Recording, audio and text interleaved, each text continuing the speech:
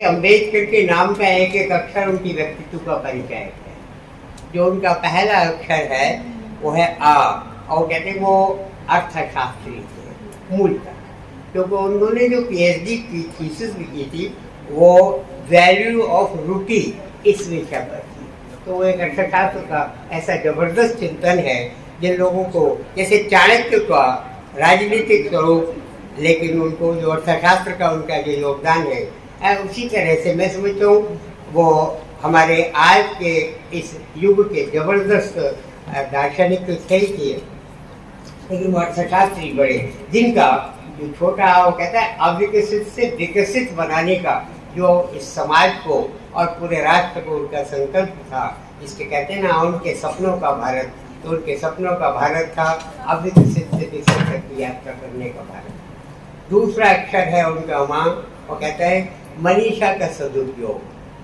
क्योंकि हम वहीं बिगड़ और बिखर जाते हैं जहाँ हम अपनी मनीषा का सही उपयोग नहीं कर पाते। तो अम्बेडकर जी ने इस तरह का लोगों के साथ एक तो संकल्प भी किया और उनमें एक ऐसी इच्छा शक्ति भी जागृत की कि जो उनके मानवतावादी दृष्टिकोण है, जिसकी वजह से वो जाने जाते हैं।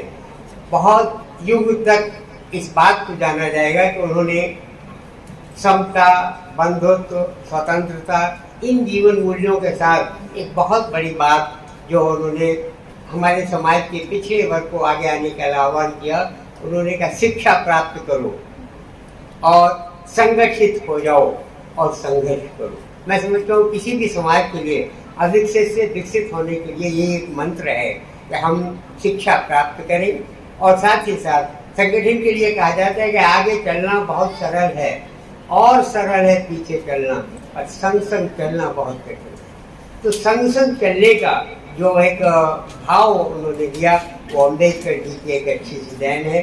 उसके बाद अम्बेडकर का जो अगला अक्षर है वो सब जानते हैं, वो एक विधि वेदता थे, वो बड़े विद्वान थे। और वेदांत का जो मैंने भाई त्रिपाठी जी ने बताया, तो उन्होंने जिस तरह के दर्शन का एक हम लोगों को संदेश दिया, और साथ ही साथ क्योंकि यह कहा जा रहा है ना कि वो अपने समय के सबसे बड़े विधिवेत्ता थे, और यही कारण था कि उनको संविधान निर्माता समिति का अध्यक्ष जो ड्राफ्ट कमेटी थी उसका चेयरमैन बनाया गया, और उन्होंने जो संविधान दिया और उसमें जो उसकी भूमिका में हम भारत के लोग, ये मानवतावादी दृष्टिकोण, we the people of India, ये जो वी है ये हम सब लोगों की भारतीयता का एक अपना परिचय है, वो एक समावेशी संस्कृति का परिचायक है। और देखिए वो जो ये जो उनका संविधान के साथ एक प्रायः लोगों के मन में एक धारणा है कि शायद वो आरक्षण के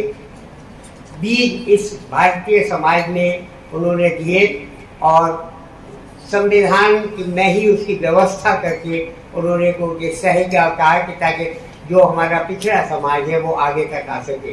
मगर एक देखिएगा उसी संविधान में ये लिखा हुआ है कि जो आरक्षण की व्यवस्था है वो केवल 10 साल के लिए रहेगी, और अगर जरूरत पड़े तो आप इसे और 10 साल के लिए बढ़ा लें। लेकिन अगर चिरकाल के लिए आरक्षण की व्यवस्था की गई तो उससे हमारा जो समाज है उसके पंगु हो जाने का भय है। इतनी दूरदृष्टि वाले महामानव को हम प्रणाम करते हैं। और ये अलग बात है कि आज की क्षुद्र राजनीति में वोटों की फसल काटने के लिए लोग उनके नाम का दुरुपयोग करके इस तरह की बातें करते हैं, और ये बिल्कुल सत्य है। दूसरी एक बड़ी घटना, धारा 370 जब हमारे प्रधानमंत्री जी, उस समय तत्कालीन प्रधानमंत्री पंडित नेहरू उस लोकसभा में लाना चाहते थे, तो उन्होंने चर्चा की होगी, उन्होंने हमारे विधि मंत्री जो थे उन्होंने उसके बारे में अपनी ओपिनियन अच्छी नहीं दी, तो प्रधानमंत्री ने फिर तत्कालीन दूसरे उनके मतलब बिना विभाग के मंत्री हुआ करते थे गोपाल स्वामी अयंगर, उनसे वो बिल लोकसभा में प्रस्तुत कराया। और साथ ही साथ ये जरूर अम्बेडकर जी की बात उसमें जोड़ी गई कि ये अल्पकाल के लिए की गई व्यवस्था है, जिसे बहुत जल्दी समाप्त कर दिया जाएगा। तो 370 का जो लागू करने के बाद उसे हटाने की जो बात थी उन्होंने लागू भी नहीं किया, लागू भी किसी दूसरे के द्वारा पेश किए गए। तो कितना दूरदर्शी उनका अपना एक मानस था, इसीलिए उन लोगों ने मनीषा पुरुष मानते, उनके पास कितनी डिग्रियाँ थी। तो अम्बेडकर का जो दा है वो कितनी बड़ी अच्छी चर्चा करेगी, वो महान दार्शनिक थे। और दार्शनिक वो है जिसके पास दूरदृष्टि होती है, वो सब कुछ दर्श करने की शक्ति रखता है। तो ऐसे महामानव को आज हम लोग याद कर रहे हैं। और उसके बाद में जो का है वो कहता है कि भाई अभी आपने बताया ना, वो कर्म योगी थे, वो अधिकारों के लिए लड़ाई की योजना नहीं रखते थे, वो अपना कर्तव्य निष्ठाने का हमें मंत्र देते थे। और उसके बाद में जो राह है उनका, वो कहता है कि राजनीति जो है वो जन सेवा का माध्यम है। इसलिए हम एक दूसरों के हित के लिए, जो हिंदू शब्द है उसके 3 अक्षर 2.5 अक्षर हैं, वो तो कितने अच्छे हैं। ही का मतलब है हितकारी दृष्टि, और न आधा ना जो है वो कहता है न्याय परक दृष्टि, और दू का मतलब है दूसरों के लिए सोचना। तो जो केवल अपने लिए सोचते हैं वो निश्चित रूप से स्वार्थ परक दृष्टि वाले होते हैं।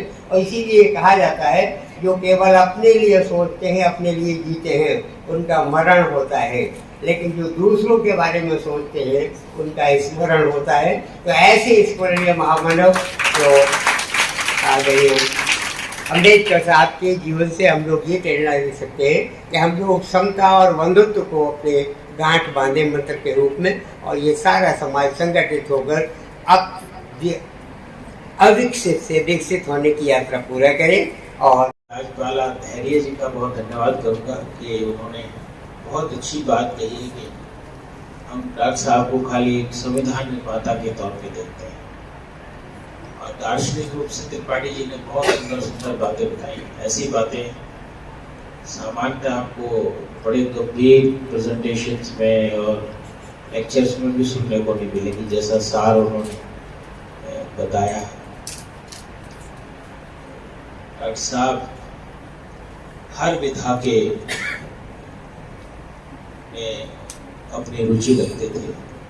खेती का बहुत ज्ञान था, समाज का बहुत ज्ञान था, और जो भी वंचित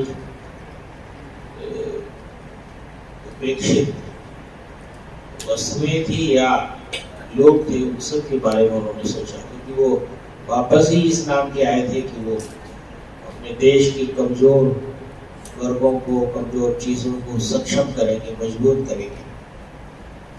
और उन्होंने आगे अपना जीवन पूरा उसी पर लगाया। और हम सबकी जिम्मेदारी है कि हम उनको खाली जन्मदिन पर याद न करें, हम जरूर पढ़ें, उनके बनाए संविधान को भी पढ़ें और उनके बनाए बहुत सारी चीज़ों को भी आप पढ़ें, आपको अच्छा लगेगा। बच्चों को खास तौर से मैं जरूर कहना चाहूँगा, जब आप डॉक्टर साहब के बारे में पूरा पढ़ेंगे तो इससे भी सुंदर, इससे भी अच्छी बहुत सारी चीज़ें बनाएं। क्योंकि मैं देख रहा हूँ कि हर चित्र में डॉक्टर साहब का वो एक बड़ा सा चेहरा, और जिसको हम जगह जगह पार्कों में, कई जगह और किताबों में देखते हैं, वही दिख रहा है। अगर आप उनकी जीवनी को पढ़ोगे तो बहुत सारे ख्याल, बहुत सारे विचार आपको प्रभावित करेंगे।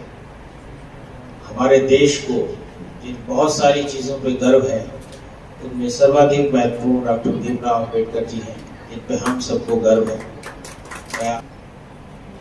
दूसरी कार्यक्रम के रूप में जो यहाँ था वो चित्रकला प्रतियोगिता थी, और साथ में प्रतियोगिता के उपरांत उसकी एक प्रदर्शनी भी यहाँ लगाई गई है। इस कार्यक्रम की मुख्य अतिथि, जैसा कि आपने स्वयं बताया कि वो बड़ी लंबी यात्रा के बाद यहाँ बरेली आज पहुंचे हैं। निश्चित तौर से आपका जो दायित्व है वो बहुत ही गुरुतर दायित्व है, और इस गुरुतर दायित्व के बीच में से आपने यहाँ समय निकाला। हम संस्था की ओर से आपका धन्यवाद अदा करते हैं।